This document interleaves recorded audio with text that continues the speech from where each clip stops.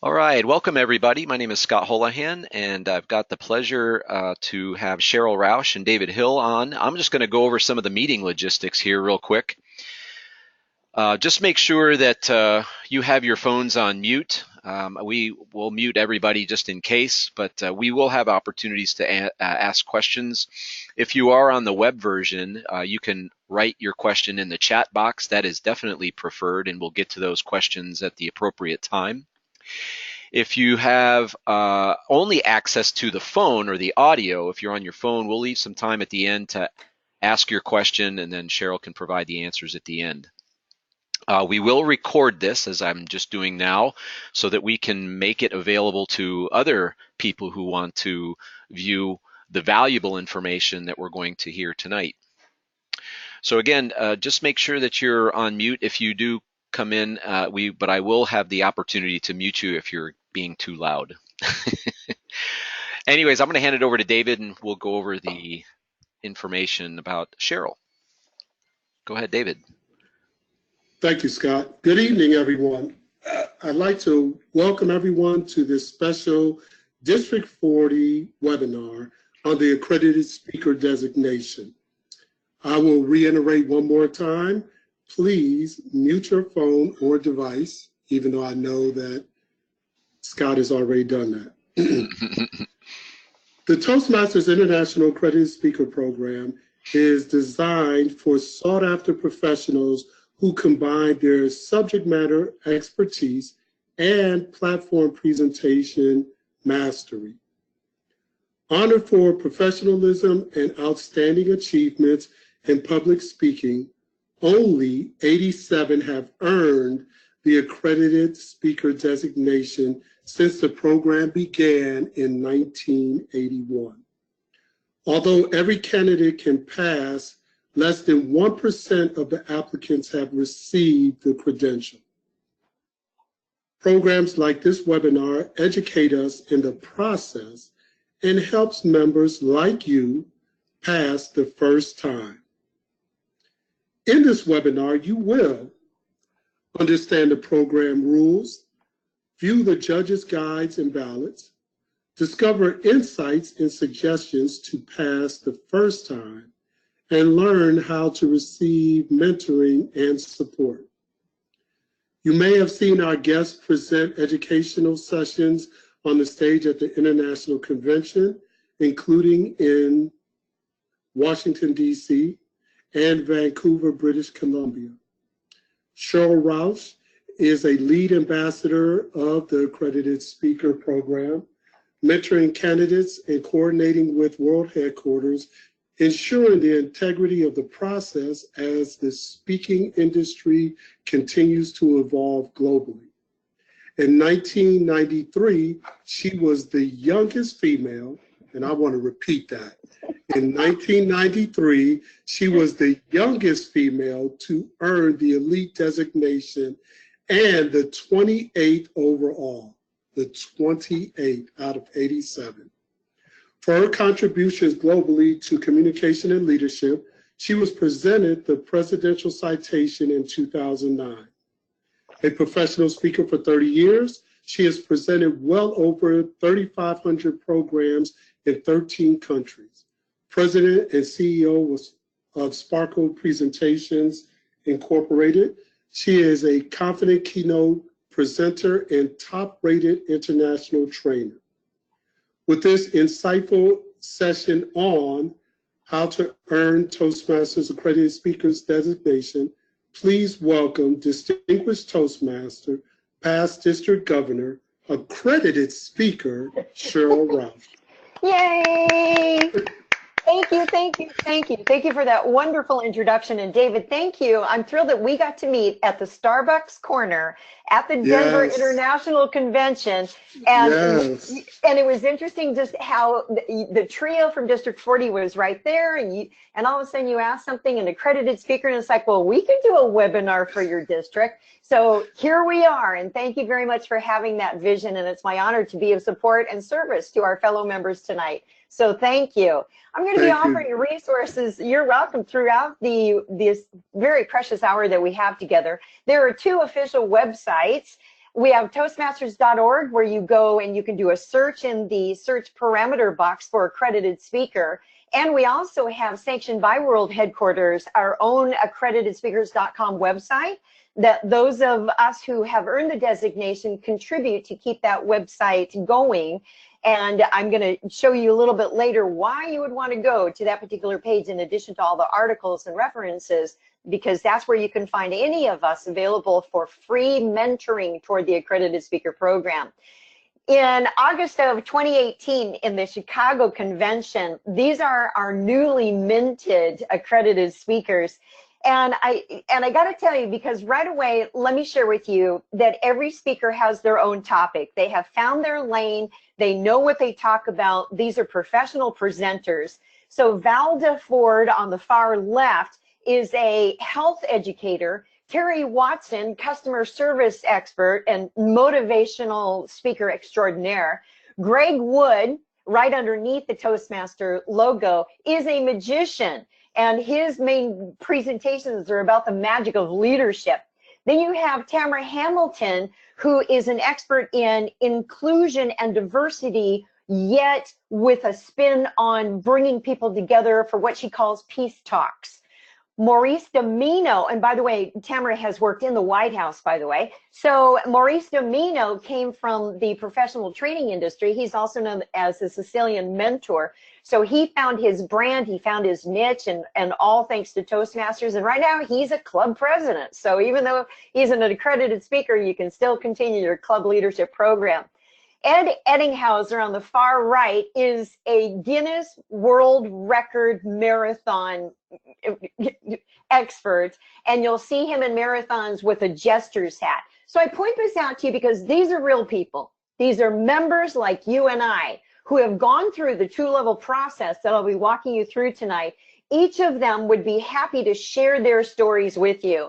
Last night, we had a special webinar with 5 of us accredited speakers, including Greg Wood there, for District 99 GoPro speakers, where the 5 of us, it was a 2-hour, we took over their club meeting, and we zoomed in and we shared our stories and the insights. So David, anytime that you want to get a hold of any of the accredited speakers and have them talk about their expertise or about their journey, we are available to do that for you. So bring us to your district conferences and online meetings such as today. So this year, let me give you some numbers, because again, as David read in the introduction, every candidate can pass, yet it's baffling why only 1% do. So here's some numbers for those of you who want to know what the bottom line is. In 2019, there were 19 applicants who submitted their application. So again, on the handout that you have for tonight, then you want to download all of the information. So on the handout, right up there, it says download all information from that. There are PDFs for you to download. So these applicants and even more actually did all the downloads, but 19 applied. There were 7 disqualifications immediately. And what we've been able to figure out for what happened is that they didn't follow the rules. There is a handout called The Program Rules, and there's a couple of very critical factors that need to be abided by. So for instance, maybe they didn't have the 5 letters of recommendation that are required. Maybe they were shy 1. Maybe their video went a few minutes longer than what the rules are. So you know TI, just like with speech contests, that you have a little bit of a grace period, but that's it. It's the same thing with the accredited speaker application, because this is not for a contest. This is for a credential. This is a professional designation that for those earning it, it could make or break your career. And those of us who have earned it, as we were chatting about again last night, is what it's really done for our businesses. And for me, it gives me greater exposure, greater credibility with wider audiences, and I increased my fee. So if that's of interest to you, stay tuned. From those 19 minus the 7 disqualifications, 12 continued to level 1 judging. It is a 2-level judging process. Based on that, at level 1, your presentation in 2019 could have been as long as 45 minutes of a video. You have 12 of those. Then TI created 2 judging teams of qualified judges, which would include accredited speakers, professional speakers, people who would be qualified or who could be eligible for going for this designation. So from that, 4 passed. It went from 19 to 4 applied that passed level 1 judging. So what happens with that? They go forward on to the next level.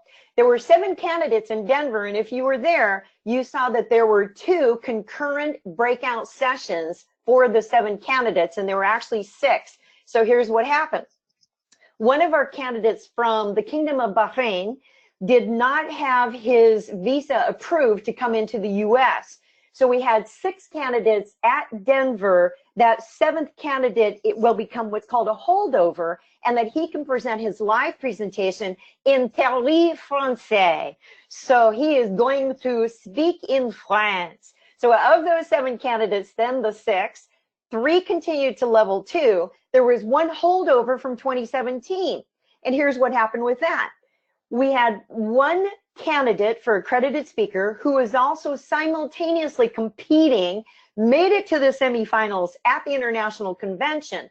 But since the debriefing, the judging, and sometimes the programs overlap, as far as the timing at the international convention, TI requested him to decide one or the other of the programs. He decided to compete, go ahead, and he did his best. He absolutely did fantastic. Did not get to the world stage. However, he did earn his accredited speaker this year. So he held over from Chicago to present in Denver. Then there were 3 returning candidates. So those from Chicago 2 years ago who did not pass at level 2 then had an opportunity to return again for another shot at it. You actually get 3 attempts before you need to completely reapply again. All 3 of those returning candidates on their 2nd attempt passed. And I can share with you what they shared with me is why they don't think that they passed last year is because they didn't bring their A game. They didn't do what it is that they do, that they get paid to speak. They did something different. Each of those 3 made a commitment last year to return again this year and to do exactly what it is that they do, that they get paid to do, that the judges could see that.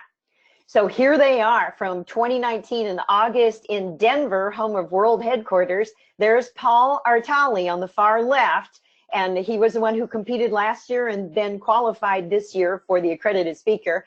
Yelena is out of Seattle area. She didn't pass last year. This year she had encouragement since she is a Steinway Grand artist, a concert pianist. So she does inspirational concerts, mixing, this is brilliant, mixing her inspirational message with playing of the keyboard. And this time she opened up with Chopin and she ended with George Gershwin. It received a standing ovation. Greg Van Borsum in the middle was one of the 2nd attempt candidates from last year. His expertise is mental health and suicide prevention. And he shares his gut-wrenching story. Absolutely amazing. But last year, what happened, right as he was getting ready to hop on the plane from Australia, one of his good mates took his own life. Greg came here, pretty much an emotional mess. He did he gave it his best shot, and if you didn't know what was going on, you would not have guessed. He is truly a professional on all levels, and you know, you step up, you just do what you need to do. So this year, Greg spoke about suicide. He did what it is that he does. Again, another standing ovation. Tom Island is the very first accredited speaker in the world with autism, and he shared and educated all of us on that topic. And next to Tom is Sima, who again returned, and she did activities. She showed us what she actually does regarding communication and social media, and she's brilliant at what she does. Michael Bayer on the far right is an expert with lean, as far as he has a niche with hospital care administrators for 25 beds or less. Each of these is an expert in their field. So when Toastmasters International says that it is a subject matter expert with platform professional speaking skills, that's exactly what all of this means. So those are our newly minted accredited speakers. So how can you become an accredited speaker? This is the website. Go to toastmasters.org/membership/accredited-speaker. And there's great information. All of this has been recently updated, so who can apply, and you can review the program rules. I'm going to hit the highlights for you there tonight. And then there's also a section on who can apply, how are the candidates evaluated. So notice that they're not contestants. We refer to those going through the process as candidates. And there's 2 levels to the application process. On the far right, then here's how to apply. I have put that image into your handout for tonight. And then in the column to its right, I'm giving you application notes and updates from what board policy passed just in August and how the program is changing a little bit and continuing to evolve. So you can look at this, and please do go into this website area and download each of, see where the blue highlights are, download each of the PDF handouts there, because it's going to be vital information for you. And that is what our accredited speaker badge looks like. We wear them proudly over our hearts. And then to become an accredited speaker, more information, and to find us as an accredited speaker, because we are available for paid speaking engagements, events outside of Toastmaster related. And we are also available for your district TLIs, your Toastmaster Leadership Institutes, your leadership development trainings, and your conferences. So please invite us. We bring Toastmaster topics as well as our professional topics, and there's no charge for accredited speakers to speak at your events. We do not charge. You cover our accommodations and our travel, but that's it. There's no pay. So on the first page of the handout then that I provided for you, on the bottom right-hand corner are our social media. So we're out there. You can find us, and we invite you to join the conversation. Go to accreditedspeakers.com. We're on Twitter, LinkedIn, on Facebook, as well as we have our online groups. And my contact information is there too. Feel free to reach out to me. If you do email me, please, in the subject line, put accredited speaker so I know what it's regarding. I'd be happy to answer your questions. And if you ask me a question that I don't know, I know.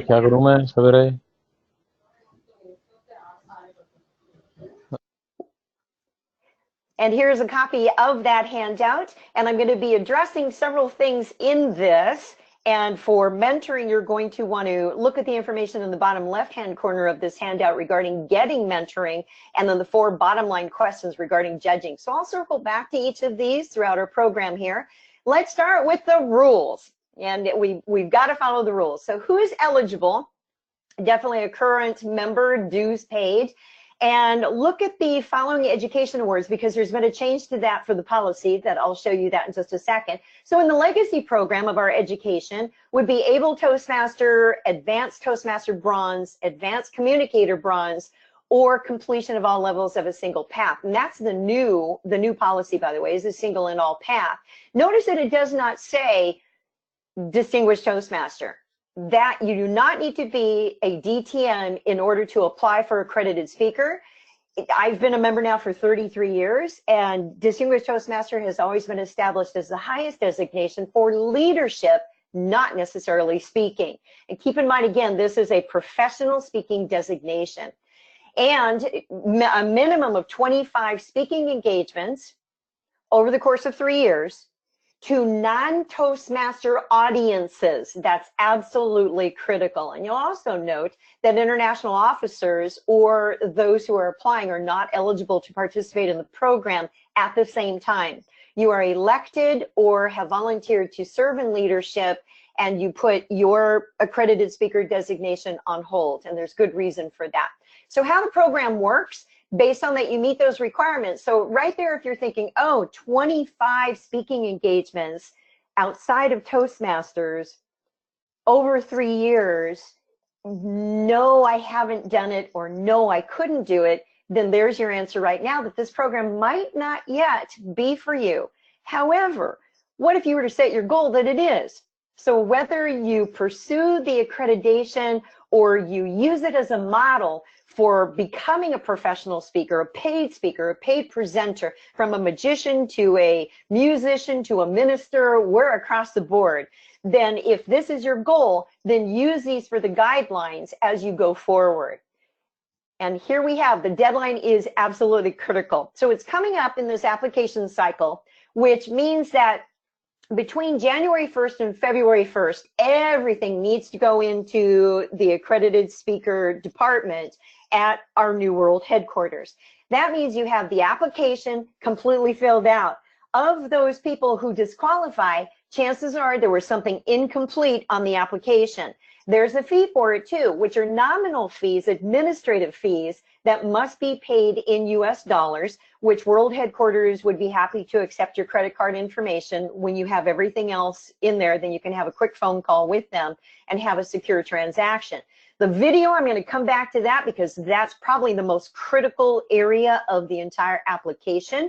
And the recommendation forms, you will need 5 of those. By the way, you'll need 5 of those. And this is one of the PDFs that can be filled in by the meeting planner, and it must go directly from the meeting planner, the person who booked you for that speaking engagement, directly to World Headquarters staff, and all of the instructions are right there for it. So deadline, absolutely critical. So here's what's changed for the application cycle that we're entering now regarding your educational. So the bold part down here at the bottom is a completion of all levels in a single path inside of Pathways.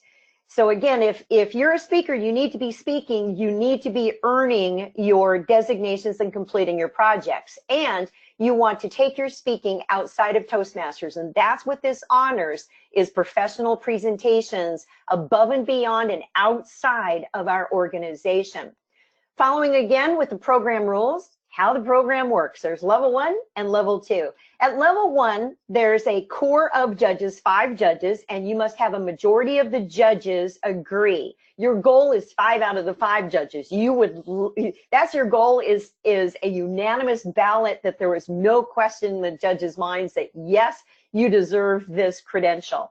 So applications are reviewed, first of all, before level 1, World Headquarters staff, and that's what the administrative cost also supports, is that it's their time to ensure that all the applications are reviewed for completeness, that everything fits, and that the videos are within the parameters. And I'll make a point now, as well as later, that your video, 45 minutes in length, so 20 to 45 minutes, and there's also a policy change on that, which is a good change, that between 20 to 45 minutes, that it does not include your speaker introduction before you take the stage.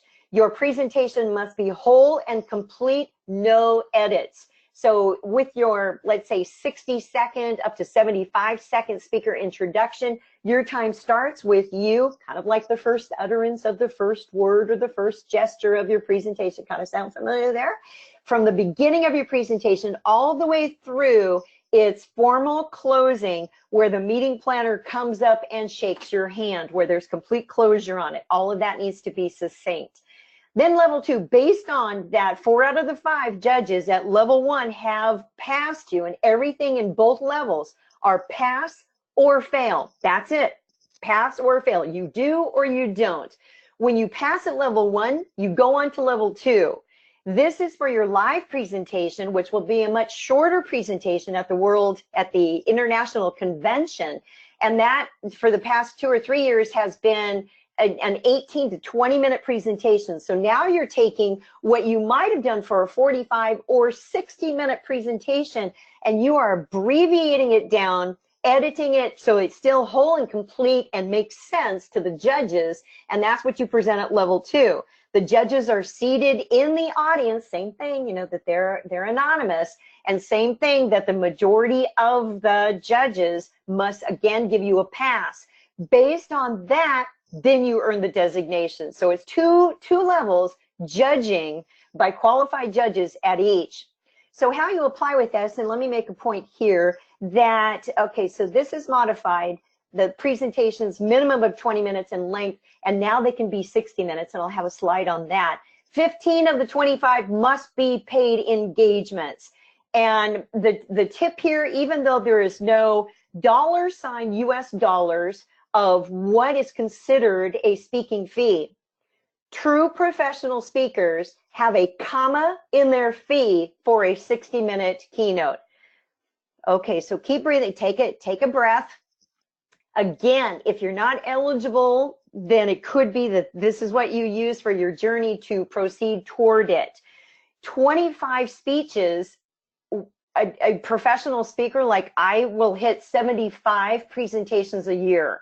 So in 1 year. So think about, again, this is for professional caliber. So what happens if you don't have a comma in your fee yet?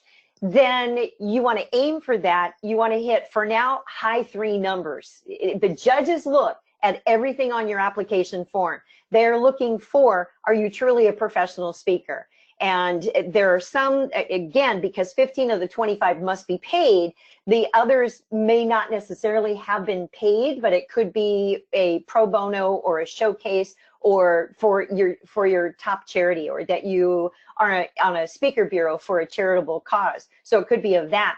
Also critical is that there's a minimum of 20 people in each audience. They may not be Toastmasters, and the 20 people does not include the person who's videotaping. So, and then the 5 letters of recommendation, each of those from different clients for paid engagements. And that recommendation form must be used. And it's a non-refundable level 1 application fee of $100. So let's look at the application, and there's more things to share with you. In the actual application then, as you download the PDF from the website, and it's several pages long, the first page is applicant information. It gives you where to mail, or most of this is done via email. So it indicates that applications would be submitted to the email, which is accreditedspeaker@toastmasters.org, or the mailing address to our new address.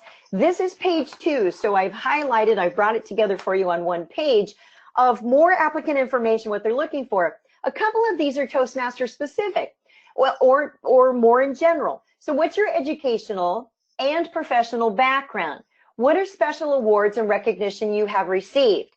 With the second question here, we encourage you not to use Toastmaster awards recognition. Again, this is a professional credential. What have you done outside of our organization that gives you credibility toward what you're doing and this credential? Then a couple of Toastmaster questions. How has Toastmaster membership benefited you? Which I think is a brilliant question. And bottom line too, why did you decide to pursue the accredited speaker designation? It's not the next box to check on your Toastmasters journey. There's good reasons why you're even watching this webinar. Why did you decide to pursue it? I can tell you that when I applied back in 1992, I know a long time ago, remember I'm, number 28 out of the 87 here today. When I applied, I went to the international convention and I picked up a brochure, and I remember on the front cover, it had a big question and it said, are you good enough to be pro? And I thought, I don't know. I'd like to think I am. And I read everything inside of the booklet, and I thought, wow, I'm going to go for it. Now, some people do not pass every time, the very first time that they go through it. I did. And I can share with you that some of my success for doing that was, when you work Toastmasters program, this program works. I had 10 competent Toastmasters, so what would be CCs, and I've since then completed a CC, a competent communicator myself. I also did 15 of the advanced educational accomplishments, so 15 ATMs, bronze, silver, gold, 15 of those. And then I also did 1 distinguished Toastmaster. But if you want to be a speaker, then you need to speak. I did all of the success leadership programs multiple times. Those are ready-made seminars to give. If you've not created your own curriculum, then you need to be doing the success leadership programs and Speechcraft, by the way. You need to be doing the Speechcraft and youth leadership. So why did you pursue it? For me, I wanted to see if, yes, I was truly good enough to do it. And it pushed me. And everyone who's gone for this designation will tell you it pushes you because the bar is high. The next page inside the application refers to the area of expertise. So here are the questions that TI is asking on the application. What is your area of expertise? Some people refer to this as what's your lane. My area of expertise is attitude, as in boosting engagement, and communication skills, which are 360, because I help people communicate in person, in print, and in public. That's my whole background, is communication, marketing and advertising, public speaking and training, and international trainer. So what is your area of expertise? The judges are looking for that, because then when they watch your video, they'll see, well, are you speaking in your area of expertise? And that's what they want to see you do. Next question, the type of presentations that you give. And it might be workshops, seminars, keynotes. What types of presentations do you do? Notice that it does not say virtual. Currently, you may not submit any of the 25 engagements which are virtual, and we've been saying that for years. It's going into policy with this new application period. The audience to which you typically present. Do you speak to businesses, corporations, communities? Who do you speak to? The judges are trying to get a good idea about you. So for instance, when I applied for the Accredited Speaker Program, my primary audience was that I was presenting keynotes to women's conferences. My audience, my demographic were women conferences, women in business. So then that becomes a niche when I'm talking about my area of expertise with attitude, communication skills, because then customer service skills are also within that. And women in business and business leadership, all of those fall into that. So think about what's your area of expertise, and then make sure that you're speaking on that. So here's the next page in the application, and this is probably the most challenging for most people, because if you have not been keeping track of your speaking engagements, this is a really good time to do that. At the time that I first started speaking, and I have every single one of my Toastmaster manuals, I still have every single one signed off and everything else. I started almost like an accountant's ledger, you know, with the spreadsheet, the book, and I kept track of all of this information even before I knew about the Accredited Speaker Program. That's how I know I have presented well over 3,500 presentations today. So I would keep a track of the date, the name of the client, and in a longer spreadsheet, because for paid engagements, then you want to have not only the name of the client, but their contact information, so you can follow up for repeat business, how long the presentation was, the fee received, which will be translated into US dollars for those outside of US, and then the audience size. So keep in mind that every presentation must be at least 20 minutes in length, at least 20 people in each audience. So the judges are now looking for larger audiences too. You know, have you spoken to 50 people, 500 people? My largest so far is 5,000 people. 2 keynote presentations, 4 days apart, 2 different audiences in a sports arena, me on the stage, keynote closing the entire event. So 5,000 would go over there. But when I first started, no. When I first started, it would be 20 here, 25 there, network meetings, association meetings, maybe 75 people. And I believe that the very first fee that I received, I do remember this, it was for a graduation ceremony, and the fee that I received for a 45-minute presentation was $750. Well, the college was used to paying even more than that. So what I did was I took my manual, it was special occasions, I believe, where it's the keynote speech. I had an advanced Toastmaster, someone who'd been in longer than me, come as my guest, give me an evaluation on the presentation. I received a fee. It went toward this application, toward earning my accredited speaker. So you can do more than one. So again, you know, monetary compensation, 15 of the 25 must be paid. So here is the board policy passed in August in Denver that we may not submit presentations given to virtual audiences. So they do not count. And we're going to be holding to that, by the way, because the whole purpose of this is about platform presentation skills where the audience is seated in the same room as you. So we're abiding by that. The video presentation, part of the application as well. Start now. If you are applying for this application cycle, you ought to have been doing video recording of several of your presentations, because you want to take the best one. Now, remember early on that I mentioned that you could have mentoring. You can reach out to any of us who have earned the designation on accreditedspeakers.com, and you can ask us to preview your video prior to submission. This happened a couple of years ago, matter of fact, with Maurice Domino. And he asked me to preview his video prior to his application. I said, yes, be happy to take a look at it. He would have been disqualified. He would have been disqualified immediately because the videographer, although very creative in shooting, was shooting behind Maurice over his head, capturing the audience responses instead of the facial expressions and Maurice's entire presentation. And I said, Maurice, this is great. Save it for your sizzle reel to help promote you. However, you need to submit a different video.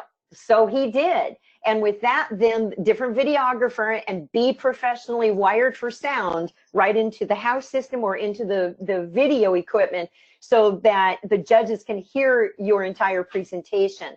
And let's see. The entire presentation must be clearly defined. Same thing, opening, body, closing.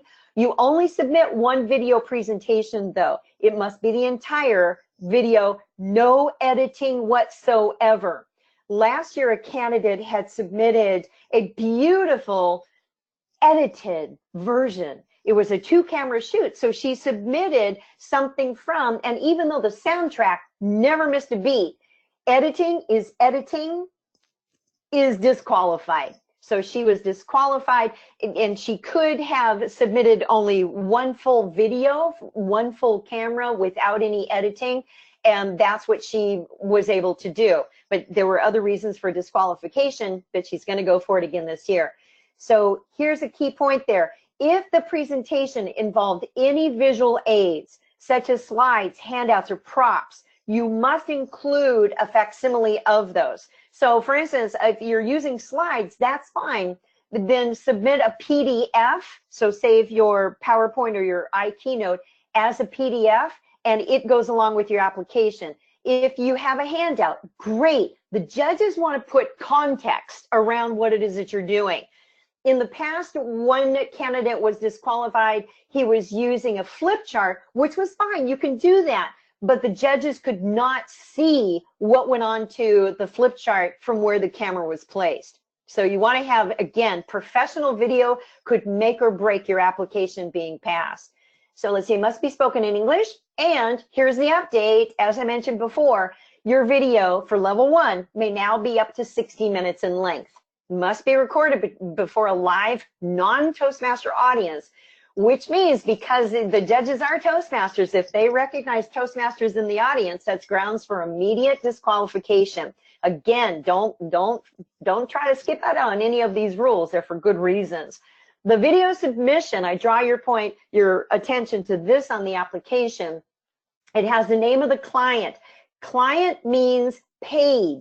So it's not just name of meeting planner, it's the name of the client. How long the presentation was, and again, now it needs to be 20 to 60 minutes. The fee received. For the video that you submit, it must be a paid engagement, and one of the 5 letters of recommendations must be from this client. Must be. So again, everything is all taken into consideration and the audience size for that particular video. Dr. Dillip has created wonderful tips regarding video recording. And let's see, a couple of them, matter of fact, disqualification, where number 2, they did not have a proper introduction of the speaker. Number 3, the entire presentation was not included. Number 7, that there was editing. Number 8, that there weren't any visuals. So again, follow the rules. Now, for years, we did not have the Judges Guide and Ballot, and I've been a strong advocate for this for over 20 years, that we have all of the ballots for everything else that's posted on our website. Well, we have it. As of 2 years ago, then we actually have the Judges Ballot form, and you'll be able to see that. So when the judging standards, that what the judges are looking for, and I'll show you these documents here in just a second, that the subject is not targeted for a Toastmasters audience. Both at level 1 and level 2, do not tailor it for Toastmasters. Do not mention Toastmasters in your introduction. Don't do anything Toastmaster-ish inside. We want to see what you do professionally. Whatever it is that you do that you get paid to do. So the style should be appropriate for the type of the audience for which the presentation is intended. So for instance, years ago, Karen Twitchell applied her very first time. She thought that it should be tweaked to Toastmasters. In professional speaking, we call it tailoring. So she tailored her message on caregiving, the caregiver's journey, based on her book, to Toastmaster audiences, yet she didn't pass. And she realized that there were other things that she needed to improve on. So between the first time that she applied and the second, she hired coaches to work with her. She videoed every presentation that she gave, and then she did what she does for the second time that she applied it at level 2, and she passed. And she's out of Founders District in Los Angeles, California. Here is the judge's guide and ballot. So there are very specific criteria provided to the judges at level 1 and level 2. And you can download this. It's all part of that. In August 2016, this came right off of the judges' criteria that the accreditation, and this is consideration for anyone who's judging and going for the designation, is to be undertaken with the sole purpose of determining the skill and expertise of the speaker as a professional presenter. So whether it's a keynoter, a trainer, so for instance, Edwin, the marathon winner, he is a trainer, but that's a professional presenter. Greg Wood, who is a magician, brings magic into his presentations and his keynotes, and that's what he gets paid to do. We have, let's see, two ministers. That's a professional presenter. And when they present outside of Toastmasters, outside of their congregation and other keynotes at other conferences, those qualify. So again, professional presenter, meaning you get paid to do it. TI considers a professional speaker as one who applies his or her communication skills toward the various purposes of speaking. These are the 6 different types of presentations that I was judged on in 1992 to earn it in 1993. My application form, I needed to check a box for something in each of these 6 categories. And you can see my beautiful plaque up on the wall that I earned because I did. So the purposes are informing, motivating, inspiring, entertaining, and leading seminars and discussion groups. So are you pretty well diverse in those? If not, make that part of your journey. Make sure that you do, you include those. Here is page 1 of the 2-page judge's ballot. And it might look familiar to you, similar to speech contest, except for page 2. And I've enlarged this so you could actually see it. Because of the point value, the pass or fail is 80 to 100% of the scores create a pass, both the level 1 and level 2. However, 0 to 79 is a fail. You do not want any inkling of doubt in the judge's mind that yes, you need to pass, which means you're going to be stretched beyond presentations that you've been giving. So again, this is absolutely worthy of pursuing, whether you ever apply or not. It's going to raise your bar and you're going to be more professional than ever before. You're going to think like a professional speaker. What would a professional speaker do as they're accepting the invitation, as they're following up with the client, as they're doing the thank yous, the pre-programmed questionnaire? Think like a professional speaker would. This judge's feedback form is not yet posted online. However, it is used by the judges for both level 1 and level 2. This feedback, and feedback is breakfast of champions, and we firmly believe it in Toastmasters. So this is page 1 of a 2-page judge's feedback that is then provided to the candidate, pass or fail. Overall, what went well? Overall, what could be improved? And would you hire this speaker? Please briefly explain. Number 4, would you refer this speaker? Why or why not? And number 5, what additional feedback would you like to share with the speaker? When you actually attend the international convention to watch the accredited speaker candidates be judged at level 2, it's in a large room on a large stage with the bright lights and the video, and it's simulcast around the globe as well with Toastmasters On Demand. And I encourage you to go to Toastmasters On Demand and look at the videos that you can purchase for less than $15 each year for the Accredited Speaker Program, and look and see what these speakers are doing. Those are the models that you want to be looking at and following for what's their topic, what's their style, how are they working the stage, how are they dealing with the bright lights in their face. During the judging, there is a critical 2 minutes of silence required for the audience to be absolutely hush-hush, for the judges to cast their ballots and complete these feedback forms. So 2 minutes for a credential. It's not a contest. It's not 1 minute, okay, tallied up, boom, you're done, ready for the next speaker. No, this could make or break a Toastmasters career, whether they earn this designation or not.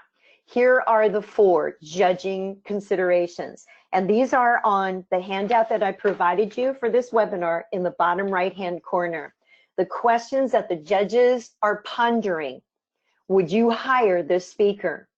Number 2, would you refer this speaker for a paid engagement? Number 3, would you pay admission to be in that audience? And I can tell you with each of the 6 that spoke this year, I absolutely would have paid admission to be in the room to attend a longer presentation. Absolutely. Number 4, would you consider this speaker to be a professional colleague? And that's what the accredited speakers are looking for, and those who judge this program is, are these professional colleagues? I look at it, if I were to add question number 5, would I want to share the program with this speaker, whether paid or at a Toastmasters conference? And we are looking for colleagues. We also created, as we are ambassadors for Toastmasters International, we are the professional voice of Toastmasters International, that we've created our own code of conduct and ethics. We modeled it after the National Speakers Association and then took it a few steps farther. So we created this, and this is by which we abide. And if we do not abide by this, this is also available for download, then we may be stripped of our title, and depending on the disciplinary action, we can be removed from the organization. So we are professionals, we take this seriously, and we invite you to read their code of conduct. So what can you do to practice, and where can you find mentoring and support? Again, the 2 websites, download all of the documents from Toastmasters website and into the accredited speaker area. And then I'm going to draw your attention now to the accreditedspeakers.com website. And there you will find, this is updated as of today with the newly minted accredited speakers. These are colleagues who have volunteered to provide complimentary mentoring and advice to you. And on the handout that I provided you, then here's the guidelines for this. When you email us, email accredited speaker in the subject line so that we know what it's regarding. When you reach out to us, make sure that you have all of the downloads and that you have started the application process. So we want you to have everything here before you reach out to us. Then let us know what your questions are. Bullet number 1, that we will be happy to preview your accredited speaker application prior to submission. So that way we can look, you want to make sure to fill in those pages and those questions that are being asked. Other accomplishments will also advise you to remove any Toastmaster kind of things in non-Toastmaster questions. Let us preview the video that you're going to be submitting with your application. We can give it a thumbs up or a thumbs down, and give yourself enough time on that video that if you need to reshoot, that you have another engagement coming up and that you're prepared to make some changes on that. With the gentleman from Bahrain, this year I believe he did 5 different videos that he received feedback. He did another, it's not coaching, but he received feedback of, well, this and this, and he did it, and it was his, I think he said his 3rd or 4th time that he had applied and not passed at level 1. So, he really took this seriously. And he will be the first, when he passes, he will be the first accredited speaker in the Middle East. So on this list, we have Claire Crowther out of the UK. We have Greg Van Borsum out of Australia. let's see, several Canadians there. And let's see, our very first non-North American accredited speaker was Gerald Green. He recently passed, but he was from Malaysia, because he did the opening inspiration at the Kuala Lumpur International Convention. We also give you advice on what to expect and plan for after passing level 1 before the convention judging of level 2. So utilize us, reach out to us sooner than later, but be prepared. Have all of the documents that you are very familiar, and then ask us questions that perhaps aren't in the documents so far. So here's how you can utilize the mentoring again. And let's see, did I miss anything? Oh, after passing level 1, we would be happy to discuss what your potential topics might be for level 2.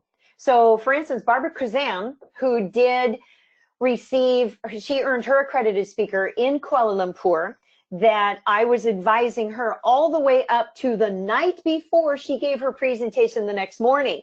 And we didn't have WhatsApp yet, I don't think, but she was texting me and asking me because she wasn't sure about the topic that she took with her and that she was going to be doing. And her comment was, can I change my topic? The answer is absolutely yes. You may need to update your speaker introduction that has been provided for the international director who will be introducing you. And it was close enough that she could do that without any issue. And she passed with the topic that she decided to do her other second big topic the night before. So again, we're available to discuss your potential topics. In the past, they've also mentored ladies on their attire. Based on you're going to be on a high stage and the audience is right there, you might want to watch the length of your skirt. So David Hill, I know that doesn't relate to you, but I'm just saying. After passing level 2, there's abundant opportunities. So you will be seeing, matter of fact, Greg Gazin is the man who does the Toastmasters podcast, that he's just been approved to interview all of the newly minted accredited speakers. And in the February issue of Toastmaster magazine, you'll be seeing features on the 6 who have passed this year. And then what's next and what's to expect. I do an orientation webinar. Well, I see right after those pass this year, TI asked me to have an orientation on site for the newly minted accredited speakers so that they knew what to expect next. So be happy to do that. And again, I volunteer my time to this. And having earned my accredited speaker 25 years ago, I've mentored over 100 people each year to pursue this designation. I'm not the only one. Please reach out to us, to more than one. Follow the conversations, ask questions, reach out for the mentoring. So here's what you can do for practice. Inside of your club, use the accredited speaker judges ballot and the criteria. And at the end, bring it, photocopied in black and white or in color, and you actually have people fill it out, and you need to know, would you pass or fail? And have them in the mindset of, would they be paying to hear the presentation that you're giving? So you can still use your Pathways projects or from the legacy program, whatever that you're using, that you can combine the two inside the club arena and have your members use the judge's ballot. Modify your speaker introductions so that the Toastmaster introduces you and lets people know what you're doing. This is consideration 4, and especially those 20-minute presentations, yes.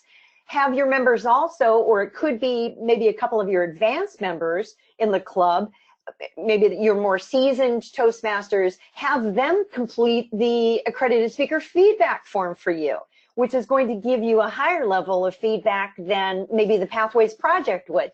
Again, think, challenge yourself, go a higher level. Have other people preview your video, inside your club before it even goes to the accredited speakers. At your outside engagements, whether paid or pro bono, pro bono is free, by the way. So pro bono is going to be great practice for you. At all those outside Toastmaster engagements and inside, have every presentation videotaped. So inside the club, videotape it on your cell phone, your smart device. That way too, you can get feedback. You can hire coaches to work with you on that too, and get mentoring from your members. at outside engagements, have those professionally videotaped and think, this could be the one. This might be the video that I submit with the application, and have that mindset and go through every hoop. Don't have stuff in the background behind you on the stage, the extra chairs, the extra tables. Don't have any of that. Have each client for your paid engagements complete the letter of recommendation on your behalf, every single one. That's a good practice for professional speaking anyway.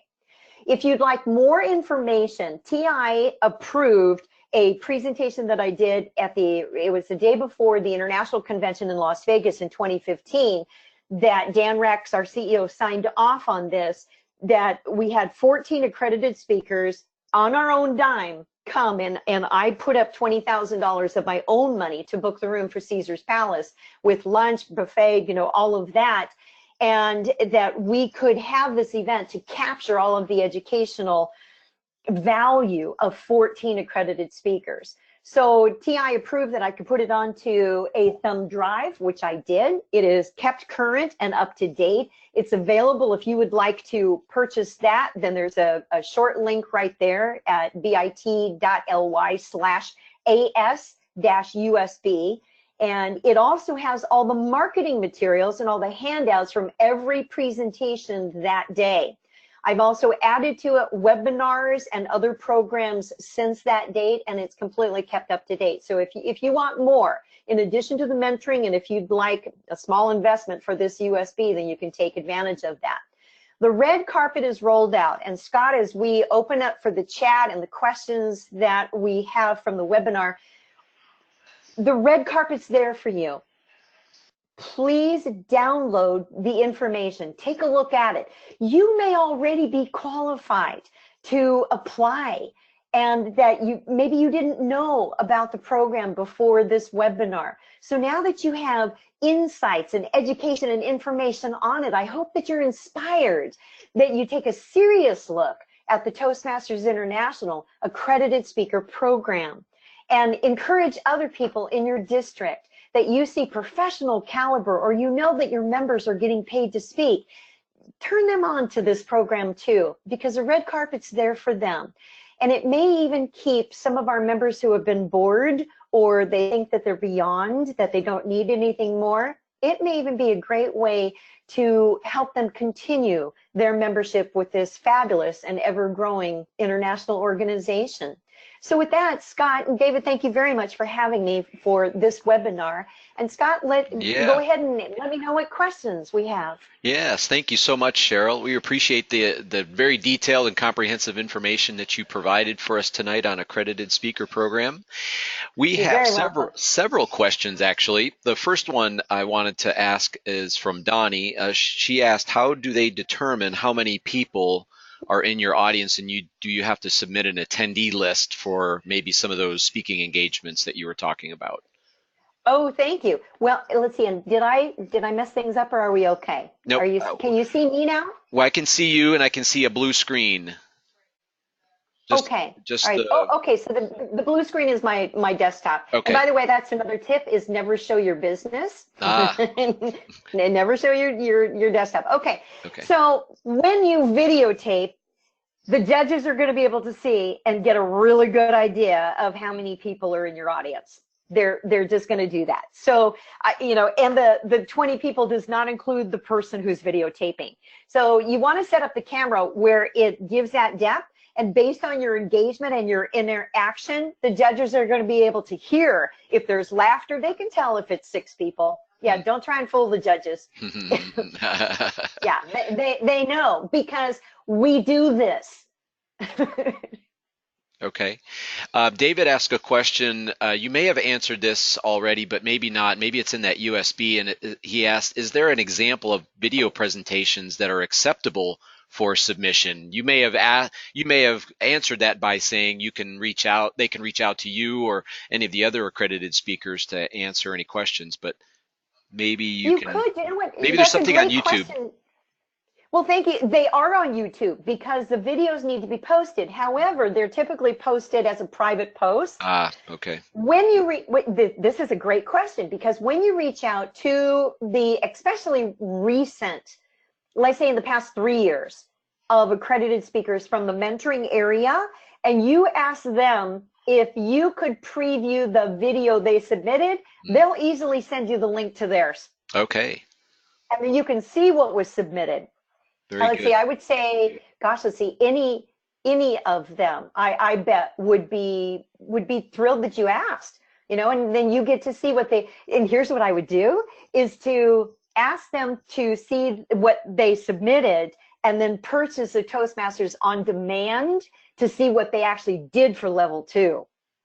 Okay, excellent. Yeah, yeah. Tanisha has a couple of questions here. The first one here is, how do you know if someone in your audience is a Toastmaster? And I think this has to go maybe for an evaluation. Do you have them For the video? Yeah. Is that for the video? I believe okay, so. For the video, again, if something happens and the video happens to show a member of Toastmasters that one of the judges recognized, they will make an assumption there are more Toastmasters in that audience. Okay.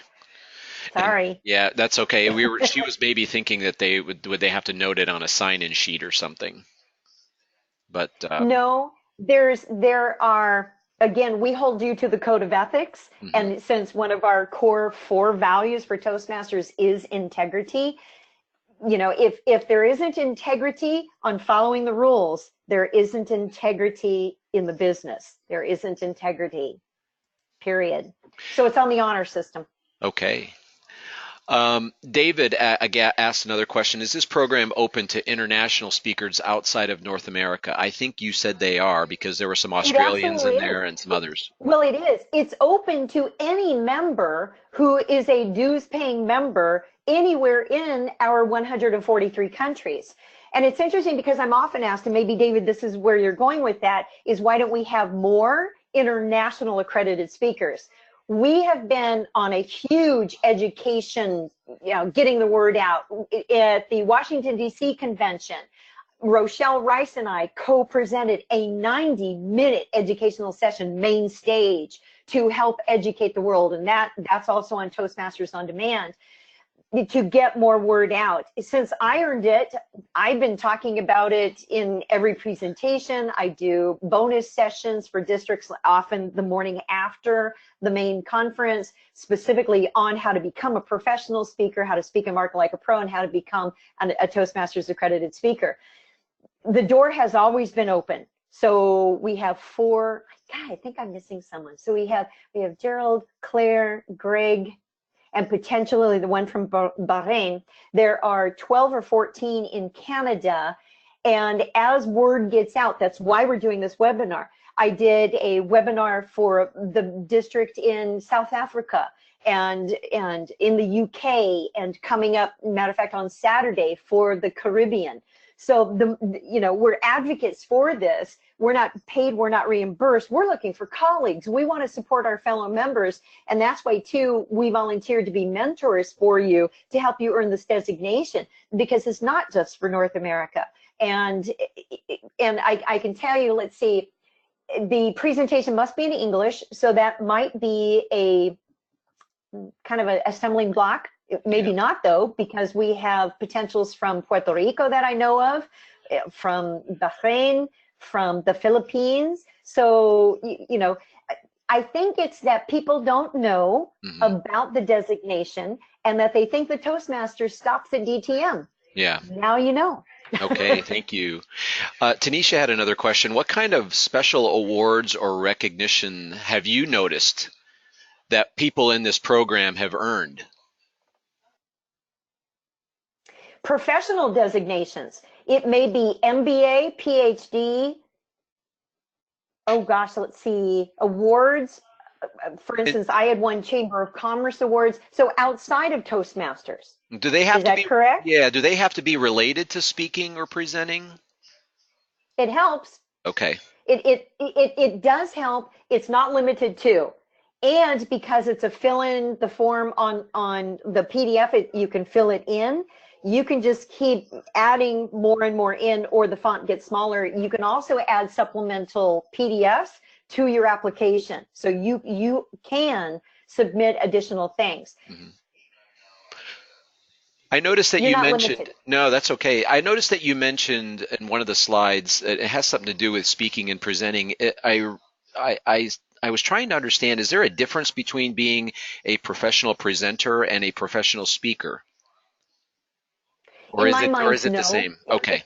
In my mind, no. Because my example is, say, for instance, that we do have professional presenters who are lecturers, ministers, musicians. Gosh, we even have an auctioneer. You know, there.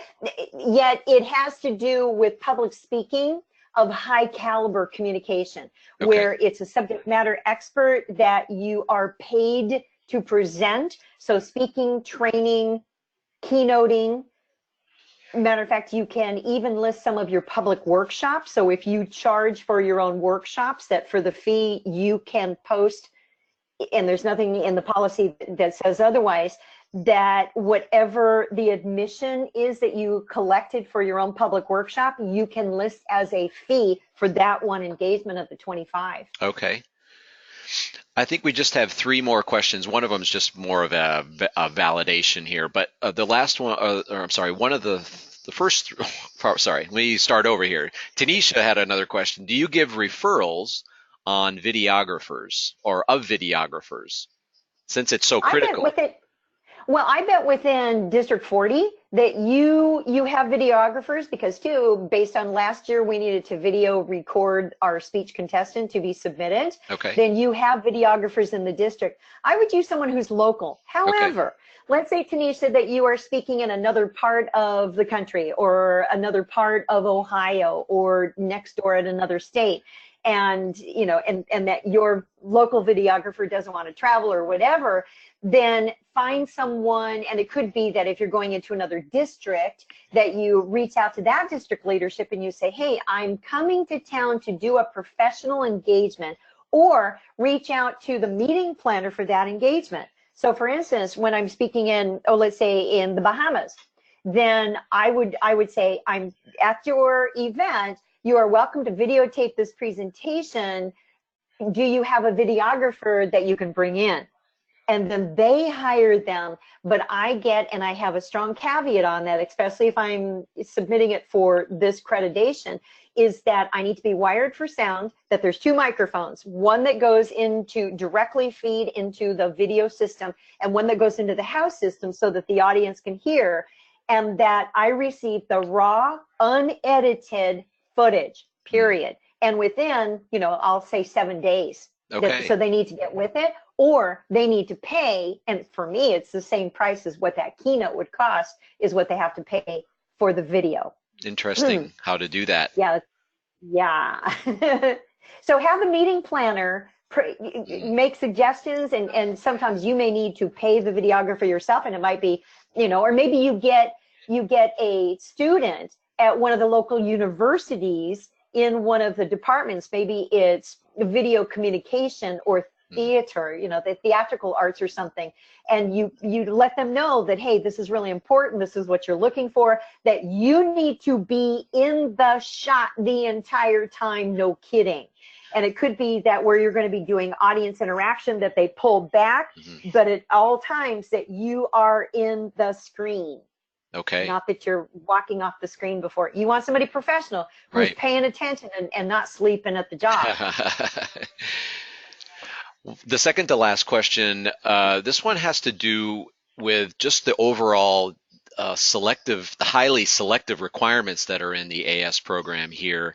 Do you recommend that prospective speakers explore other speaking organizations such as the NSA, which you're a part of, to hone your skills before you consider applying to the Accredited Speaker Program? That's another great question. The National Speakers Association, of which I've been a member since 1996, and matter of fact, on my application today, it would say Member of the Year, National Speakers Association San Diego chapter, Member of the Year, National Speakers Association Los Angeles area chapter, you know, so it would say, and it would say Golden Microphone Award winner. So it would say that on my application today. The National Speakers Association is part of the Global Speakers Federation, of which there are 15 or 16 global speaking organizations around the globe. NSA is an association of professionals who speak. It is not a place to learn better speaking skills. Toastmasters is. NSA is a place to learn about the business of speaking. The business. The business. How did I rattle off? Boy, if they don't have the video to me in 7 days, that they owe me again the same fee as what a keynote was. Ta-da! Okay. So tips like that. However, I did hang out at NSA for 4 years before I joined, because I thought, wow, if I'm serious about this business, then I need to learn about the business. And I was actually brought into NSA by a fellow Toastmaster who was incoming president, and she asked me to come in as her newsletter editor because my background is in graphics, and I received 4 international awards from Toastmasters on newsletter design. So so there was my Toastmaster mentor that brought me into NSA. Okay. I would say yes, attend meetings of NSA as a guest. There is a very high level entry fee, again, for our dues to actually belong, but you can attend as a guest and watch other people speak. You could also watch TEDx speakers when they're standing on the dot. Boy, it's incredible style. We learn from everyone. We do. We learn from everyone. If this is your aspiration, you need to be looking at speakers who get paid to do what they do, and find your own style, find your own topic, find your own lane, believe in yourself, and really pursue this designation. And any of us will share with you that the journey is absolutely worth it. That's wonderful. Thank you very much. The last, this is more of a point than that I was trying to get to earlier, but the handouts that you used, are all of those from that website link on Toastmasters.org, or did you put some others in there? Nope. You're right. All of these that I held up are the PDF downloads. Okay. And again, those PDF downloads should be on the link to the site, and I think we put that in the chat box there. Donnie put it in the chat box. And it's also at the very top of the handout for this webinar here too. Okay. Yes. I will make sure that people have that specific handout that you just showed. Okay. That thing that you just showed, that paper that you just showed, is not on the Toastmasters website. Is that correct? This is not. This is not. Okay. This is what I created though in the branding. This is that image on the box on the side. Okay. And then I made notes. I made notes of what the policy changes are there, as well as information about mentoring, because that's not on TI's website. Okay. And then the 4 bottom line questions, which are also not. So it's a valuable handout. Thank you for showing that. Yeah, we'll make sure that everybody gets that, and especially those people who weren't able to come tonight. Well, that's all the questions. Thanks for answering those and going over a little bit. And you know what? I don't think anybody dropped, even in the 13 minutes that we went over. So I think it was worth the time to go over that. Thank you very much, Sheryl. David, you're very welcome. Close out? Well, yeah, sure. Thanks a lot, Scott. Thanks for doing a great job. I appreciate all the members who came. I hope that you took something away from this fantastic presentation. Sheryl, I can't thank you enough. I'm so glad that I met you at the convention, and I'm so glad that you were willing to share your knowledge. I'm a firm believer that we have some dynamic speakers here in hiding, and I'm hoping that this will push them to the forefront and get them motivated and excited about taking their speaking to the next level. Wonderful. Challenge them. And David, you can walk right up to them and say, I see something in you. Exactly. Have you considered the Accredited Speaker Program? Because too, they may not yet have heard about it. So that's true. That's true. Well, ladies and gentlemen, thank you so much for your time. I hope if you have any questions, you can reach out to myself, Scott, Sheryl. It's great.